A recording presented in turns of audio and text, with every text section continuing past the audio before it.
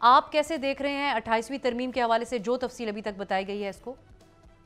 देखिए, अव्वल तो ये सामने नहीं आई कि 28वीं तरमीम में क्या है, और ना ही ये सामने आनी है। वो उन्होंने छुपा के कहीं रखी हुई होगी।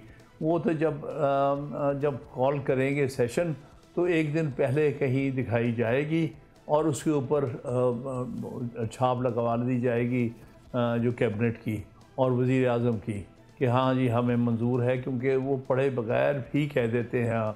और इसी तरह पेश कर दी जाएगी और सबको हुक्म होगा जो हुकूमती पार्टियों के सब खड़े हो जाओ, तो चाहे तुमने वो तरमीम देखी है कि नहीं। इसलिए इस वक्त तो स्पेकुलेशन ही हो सकती है।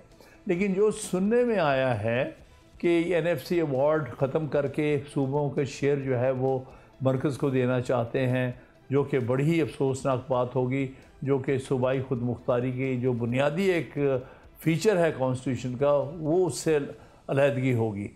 दूसरी बात यह है जो लोकल बॉडीज़ का बात हो रही है। लोकल बॉडीज़ हमेशा सूबाई हुकूमत के तहत बना करती हैं और सूबाई ही लेजिस्लेशन जो है, सूबाई जो कानून साज अदारे हैं वही जो है वो उनकी कानून साजी करते हैं।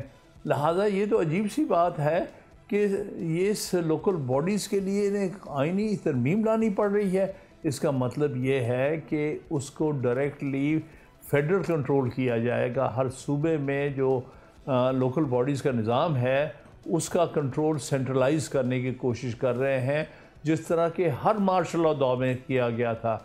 जैसे अयूब खान ने किया था, जिस तरह से बाद में मुशर्रफ ने किया, और किसी हद तक उसके बाद मुशर्रफ ने और उनसे पहले ज़ियाउल हक ने किया।